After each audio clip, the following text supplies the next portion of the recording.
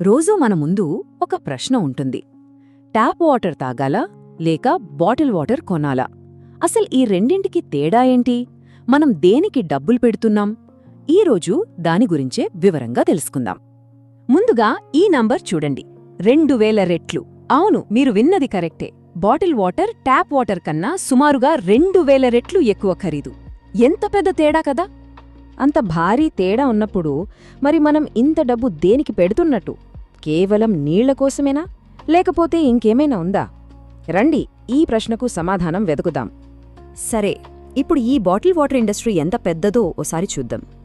ఇది ఏదో చిన్న వ్యాపారం అనుకుంటే పొరపాటే. ఇది ఒక గ్లోబల్ ఫైనాన్షియల్ పవర్ హౌస్ అన్నమాట. జస్ట్ ఒక్కసారి ఊహించుకోండి, $350 బిలియన్. అది ప్రతి ఏటా మనందరి ప్రాథమిక అవసరమైన నీటి మీద కట్టిన ఒక పెద్ద గ్లోబల్ మార్కెట్ ఇది. ఈ నంబర్స్ చూస్తేనే అర్థమవుతుంది ఇది ఎంత పెద్దదో. అసలు ఈ బాటిల్ వాటర్ ఎందుకెంత పాపులర్ అయ్యింది? అది తెలుసుకోవాలంటే మనం ముందుగా పబ్లిక్ వాటర్ సిస్టమ్ కథ చూడాలి. అది ఎలా పడిపోయిందో అర్థం చేసుకోవాలి. ఒకప్పుడు అంటే 70లలో పబ్లిక్ వాటర్ ఫౌంటైన్లు అంటే మన నగరాలకు ఒక గర్వకారణం. కానీ 90లో వచ్చేసరికి సీన్ మారింది. గవర్నమెంట్ ఇన్వెస్ట్మెంట్లు తగ్గిపోయాయి, నీళ్లలో కాలుష్యం అనే భయాలు పెరిగిపోయాయి. దాంతో ట్యాప్ వాటర్ మీద జనాలకు నమ్మకం పోయింది. సరిగ్గా ఇదే టైంలో ఈ అపనమ్మకాన్ని సోడా కంపెనీలు ఒక గోల్డెన్ ఆపర్చునిటీగా చూశాయి. నీళ్లను బాటిళ్లలో పెట్టి అమ్మడం మొదలుపెట్టాయి. సరే, అంతా బానే ఉంది. మరిప్పుడు అస్సలు మ్యాటర్లోకొద్దాం.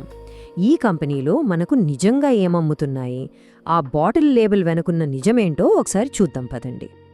ఇక్కడ మీకు షాకింగ్ నిజమొకటి చెప్పాలి. అమెరికాలో అమ్మే బాటిల్ వాటర్లో 64% అంటే 2/3 నీళ్లు ఎక్కడ్నుంచో వస్తున్నాయనుకుంటున్నారేమో, అవి మన ఇళ్లకు వచ్చే మునిసిపల్ ట్యాప్ వాటరే. అవును, మీరు విన్నది అక్షరాల నిజం. ఇదేదో నేను చెబుతున్న మాట కాదు, నిపుణులే అంటున్నారు. మనం ఇందాక చూసిన డేటాను ఈ మాట కన్ఫర్మ్ చేస్తుంది. అంటే చాలాసార్లు మనం కొనేదేంటంటే అందమైన ప్యాకేజింగ్లో ఉన్న ట్యాప్ వాటర్ అన్నమాట. ఈ మార్కెటింగ్ మాటల వెనక ఉన్న మాయాజాలమేంటో చూద్దాం. ఉదాహరణకి ప్యూరిఫైడ్ వాటర్. దీని అర్థం సింపుల్గా ట్యాప్ వాటర్ని ఫిల్టర్ చేశారు అని. దసాని విషయంలో యూకేలో ఇదే పెద్ద రచ్చకు దారితీసింది. ఇక రెండోది స్ప్రింగ్ వాటర్. పేరు వినగానే ఏదో కొండల్లోంచి వస్తుంది అనుకుంటాం, కానీ పోలాండ్ స్ట్రింగ్ లాంటి బ్రాండ్ల మీద అది నిజమైన స్ప్రింగ్ నుంచి రావట్లేదని పెద్ద పెద్ద కేసులే నడుస్తున్నాయి. ఇక ఈ ఖరీదైన ప్రీమియం బ్రాండ్ల కథ అయితే ఇంకా ఇంట్రెస్టింగ్గా ఉంటుంది. ఫిజీ వాటర్ తీసుకోండి. మనిషి తాకని స్వచ్ఛమైన నీరు అని, మేం క్లీవ్లాండ్లో బాటిల్ చెయ్యమని గొప్పగా యాడ్స్ ఇచ్చారు. కానీ ఇక్కడే ఉందసలు ట్విస్ట్. క్లీవ్లాండ్ వాటర్ అథారిటీ వాళ్ళు ఫిజీ వాటర్ను టెస్ట్ చేస్తే వాళ్ల సిటీ ట్యాప్ వాటర్ కన్నా ఎక్కువ ఆర్సెనిక్ ఫిజీ వాటర్లో ఉందని తేలింది. షాకింగ్ కదా? ఓకే, నీళ్లు వచ్చే సోర్స్ అంత స్పెషల్ కానప్పుడు మరి ఈ కంపెనీలు హెల్త్ బెనిఫిట్స్ అమ్ముతున్నాయా? సైన్స్ ఏం చెబుతుందో ఓసారి చూద్దామా? ఈ హెల్త్ క్లెయిమ్స్ని ఒక్కొక్కటిగా విడదీసి చూద్దాం. First, minerals. అవును, ఇవి ఆరోగ్యానికి మంచివే, కానీ అవే మినరల్స్ మన ట్యాప్ వాటర్లో కూడా ఉంటాయి. ఇకపోతే ఆల్కలైన్ వాటర్. దీనికి ఎలాంటి సైంటిఫిక్ సపోర్ట్ లేదు, ఇది కేవలం మార్కెటింగ్ గిమ్మిక్. మరి ఎలక్ట్రోలైట్స్? అవి ప్రొఫెషనల్ అథ్లీట్స్కే అవసరం కావచ్చు, కానీ రోజంతా ఆఫీస్లో కూర్చుని పనిచేసే మనలాంటి వాళ్లకు అంత అవసరం లేదు. ప్రఖ్యాత మాయో క్లినిక్ వాళ్లే స్వయంగా చెప్పారు, చాలా మందికి ఆల్కలైన్ వాటర్ కన్నా మామూలు నీళ్లే బెటర్ అని. సో దీనికి ఫైనల్ వర్డిక్ట్ ఏంటంటే ఇదంతా కేవలం మార్కెటింగ్ సృష్టించిన ఒక భ్రమ అంతే. ఇప్పటివరకు బాటిల్ వాటర్ కథ చూశాం కదా, ఇప్పుడు మళ్ళీ మనం మొదలుపెట్టిన దగ్గరికే వద్దాం, మన ట్యాప్ వాటర్ దగ్గరికి. ఈ నంబర్ చాలా ముఖ్యం.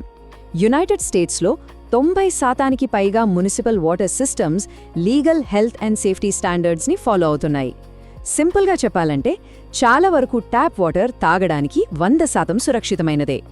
అయితే ఇక్కడో చిన్న చిక్కుంది. చట్టప్రకారం సేఫ్ అనడానికి, నిజంగా పూర్తి సేఫ్ అనడానికి మధ్య కొంచెం గ్యాప్ ఉంది. ఎన్విరాన్మెంటల్ ఎక్స్పర్ట్స్ అదే అంటున్నారు. ప్రస్తుత ప్రమాణాలు సరిపోవు, మనం ఇంకా బెటర్ స్టాండర్డ్స్ కోసం ప్రయత్నించాలి అని వాళ్ల వాదన. సో ఇక్కడ మనం ఆలోచించాల్సిన అసలు పాయింట్ ఏంటంటే, మనం బాటిల్ వాటర్ మీద ఖర్చు పెట్టే ఈ $100 బిలియన్ మనందరి కోసం పబ్లిక్ వాటర్ సిస్టమ్స్ని బాగు చేయడానికి వాడితే అప్పుడు అందరికీ ఇంకా స్వచ్ఛమైన, సురక్షితమైన నీళ్లు అందుబాటులో ఉంటాయి కదా. చివరగా ఈ ఒక్క ప్రశ్నతో ఈ విశ్లేషణను ముగిద్దాం. మనం రోజూ తీసుకునే ఈ చిన్న నిర్ణయం అంటే ట్యాప్ వాటరా లేక బాటిల్ వాటరా అనేది కేవలం మన వ్యక్తిగత ఇష్టం మాత్రమే కాదు, ఇది మన సమాజం భవిష్యత్తును నిర్ణయించే ఒక పెద్ద విషయం. మనం ప్రైవేట్ కంపెనీల లాభాల కోసం బాటిళ్లను ఎంచుకుంటున్నామా లేక మనందరి ఆరోగ్యం కోసం పబ్లిక్ వాటర్ సిస్టమ్స్లో పెట్టుబడి పెడుతున్నామా? ఆలోచించండి.